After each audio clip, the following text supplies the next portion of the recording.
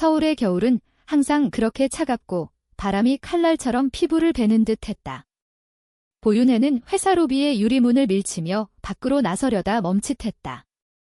시계는 이미 오후 8시를 넘었고 사무실은 텅 비어 있었다. 그녀의 발소리만이 복도를 메아리쳤다.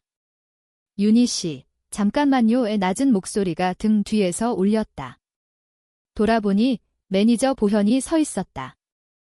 검은 코트에 검은 머리카락이 어깨까지 흘러내린 그녀의 모습은 평소처럼 단정했지만 눈빛에 이상한 그림자가 드리워져 있었다. 퇴근 후에 좀 늦게까지 남아줄 수 있나요? 중요한 이야기가 있어요. 보현의 말은 직설적이었다. 그녀는 항상 그랬다. 직진 매니저라는 별명이 붙은 이유였다. 윤희는 가슴이 철렁 내려앉는 기분이었다. 왜 나일까? 왜 오늘일까? 윤희는 25살, 평범한 사무직 여직원이었다. 대기업의 마케팅 부서에서 2년째 근무 중이었고 매일 아침 7시에 일어나 지하철로 출근하는 루틴이 그녀의 삶이었다. 서울의 강남에 위치한 회사 건물은 유리와 강철로 이루어진 현대적인 성이었다. 하지만 그 안에서 윤희는 항상 작고 보잘것없는 존재처럼 느껴졌다. 가족은 부산에 살았고 서울로 올라온 지 3년째지만 여전히 외로움이 그녀의 그림자였다. 보현은 달랐다. 32살의 그녀는 부서의 리더로 날카로운 통찰력과 부드러운 리더십으로 모두를 이끌었다. 직원들은 그녀를 언니처럼 따랐지만 윤희에게는 특별했다. 보현의 미소가 그녀를 스치면 가슴이 살짝 저려왔다. 그 감정을 이름 짓지 않으려 애썼다. 그냥 존경일 뿐이야. 그날 오후 회의실에서 보현은 윤희를 불렀다. 이번 프로젝트 윤희 씨가 맡아줄래? 내 감각이 필요해. 칭찬의 말에 윤희는 얼굴이 붉어졌다. 하지만 퇴근 시간이 다가오자 보현의 요청이 왔다. 좀 더 이야기 나눠요. 윤희는 망설였지만 거절할 수 없었다. 사무실 불이 하나씩 꺼지며 어둠이 스며들었다. 보현은 커피 머신 앞에 서서 2잔의 아메리카노를 타주었다. 추워졌네. 창밖과 눈이 오네. 서울의 밤하늘이 희미한 눈송이로 물들고 있었다. 윤희는 창가에 기대며 물었다. 매니저님, 무슨 일인가요? 보현은 한숨을 쉬었다. 나 솔직히 말할게. 윤희 씨를 좋아해. 아니, 사랑해. 그 말은 번개처럼 윤희를 강타했다. 그녀는 커피잔을 떨어뜨릴 뻔했다. 네.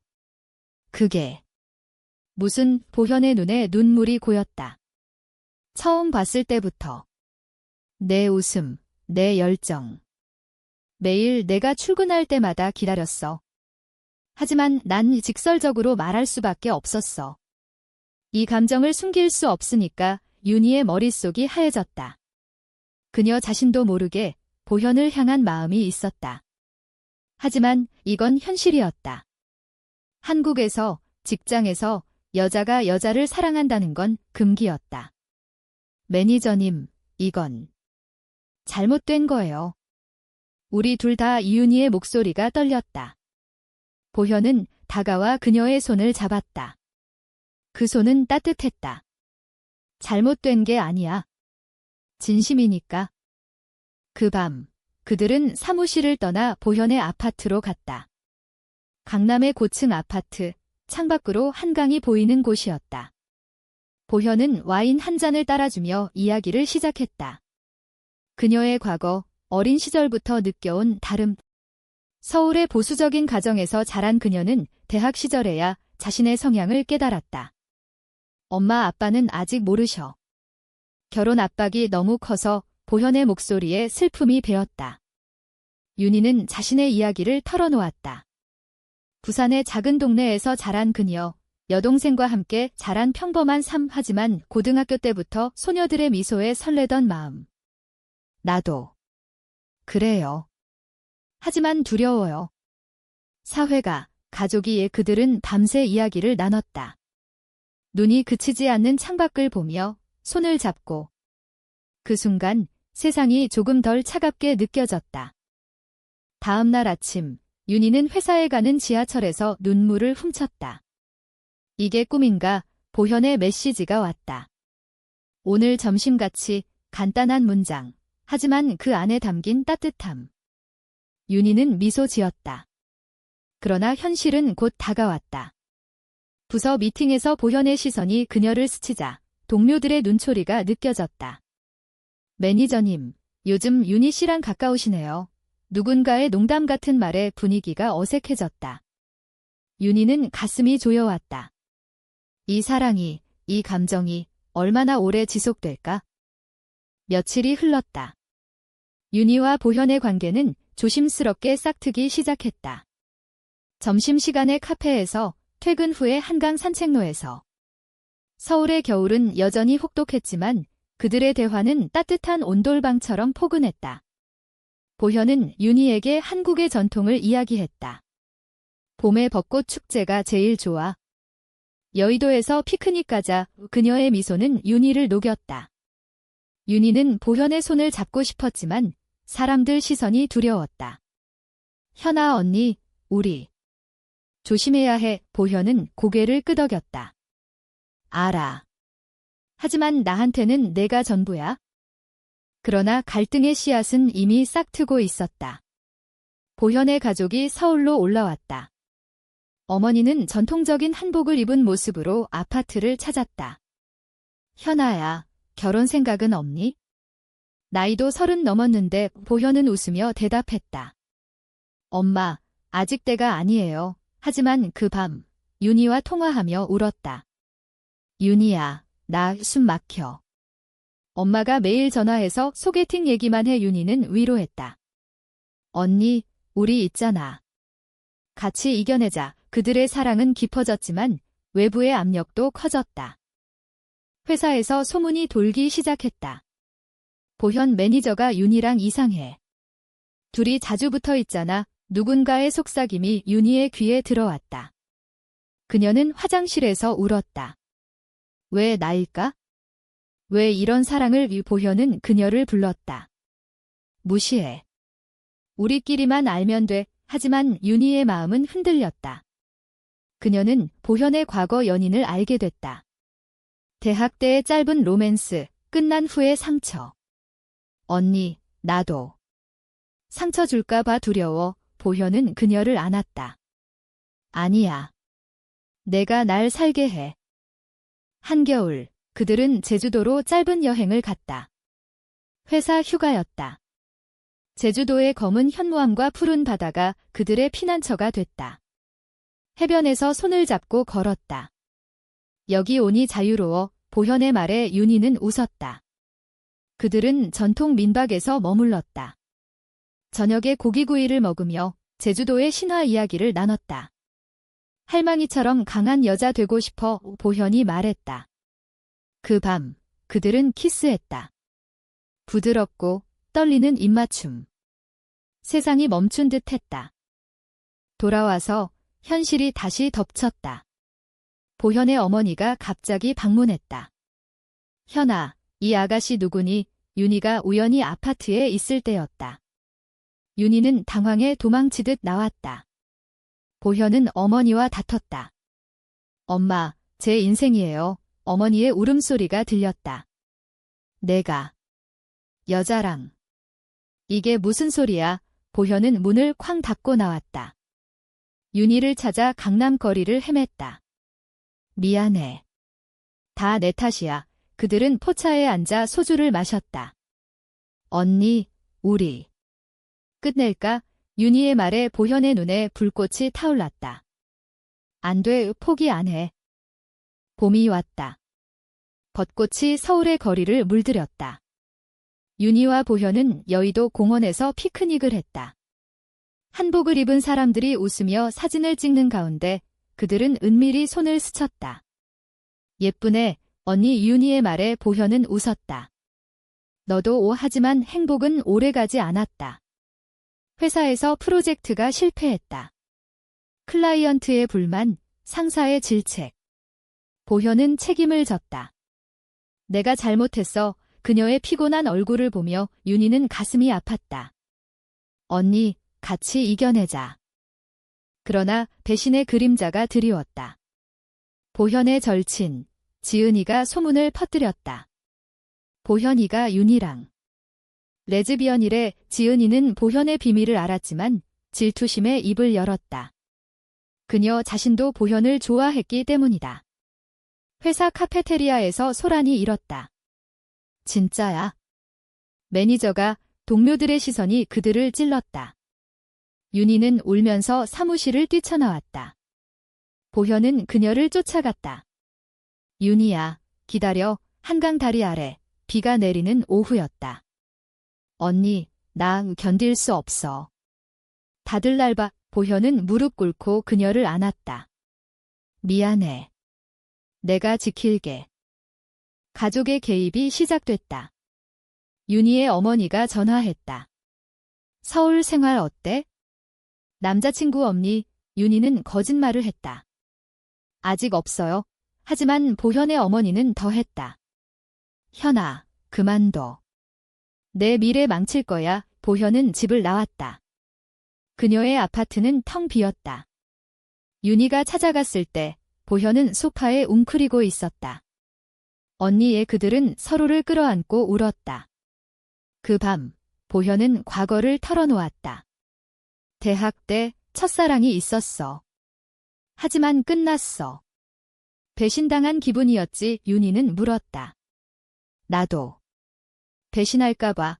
보현은 고개를 저었다. 아니. 내가 날 믿게 해. 여름이 다가왔다.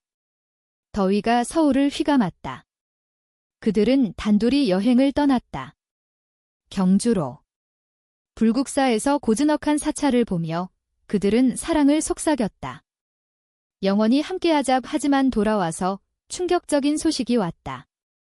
지은이가 보현의 어머니에게 모든 걸 말했다. 현이가 윤희랑 사귀어요. 레즈비언이에요. 어머니는 병원에 실려갔다. 심장마비. 보현은 병원으로 달려갔다. 엄마, 병실에서 어머니의 창백한 얼굴. 현아.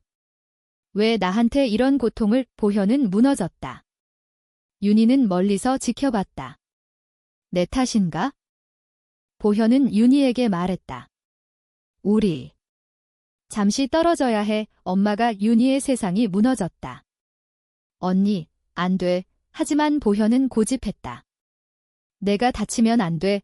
그들은 헤어졌다. 윤희는 부산으로 내려갔다.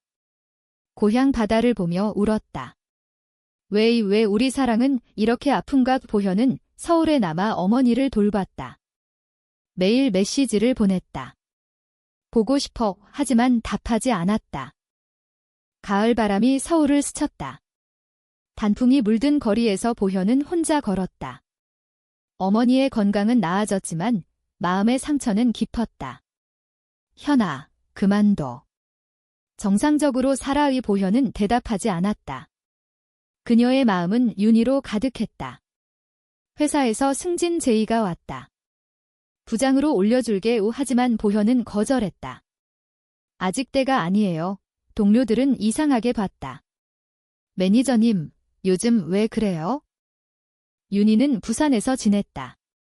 바다를 보며 생각했다. 언니 없이 사는 게 이렇게 고통스러울 줄. 그녀는 직장을 그만두고 작은 카페에서 아르바이트를 했다. 창밖으로 동백꽃이 피는 계절. 어머니가 물었다. 왜 서울 안 가? 윤희는 웃었다. 잠시 쉬어요. 하지만 밤마다 보현의 사진을 보며 울었다. 그들의 추억, 제주의 바다, 경주의 사찰, 한강의 산책. 한편 보현은 지은이를 만났다. 왜 그랬어? 왜 배신했어? 지은이는 눈물을 흘렸다. 미안해. 나도. 너 좋아했어? 질투해서. 보현은 용서했다. 이제 그만해. 우리 다 아파. 지은이는 떠났다. 보현의 마음은 비어 있었다. 그녀는 윤희에게 편지를 썼다. 윤희야, 나 없이 내가 행복하길. 하지만 난 못 잊어. 이 편지는 보내지 않았다. 겨울이 다시 왔다. 크리스마스 이브, 서울의 거리는 불빛으로 물들었다. 윤희는 서울로 돌아왔다. 회사에 복귀했다. 보현을 피하려 했지만 운명처럼 마주쳤다. 엘리베이터 안 윤희야. 보현의 목소리가 떨렸다. 윤희는 눈물을 참았다. 언니, 그들은 사무실 옥상으로 갔다. 눈이 내리는 밤하늘 아래? 미안해. 엄마가 회복됐어. 이제. 우리 다시. 보현의 말에 윤희는 고개를 끄덕였다. 네, 하지만 조심히. 그들의 재회는 달콤했다. 하지만 충돌이 기다리고 있었다. 보현의 어머니가 다시 나타났다. 현아, 그 아가씨랑 끝내. 보현은 맞섰다. 엄마, 이게 제 3이에요. 사랑이에요. 어머니는 충격받아 떠났다. 너 영원히 후회할 거야. 보현은 무너지지 않았다. 윤희와 함께 한국의 전통 의식을 준비했다. 설날을 앞두고 떡국을 끓이며 우리 가족이 될 윤희의 말에 보현은 웃었다. 그러나 회사에서 위기가 왔다. 상사가 불렀다. 보현 씨, 소문 들었어. 회사 이미지에 안 좋아. 보현은 항변했다.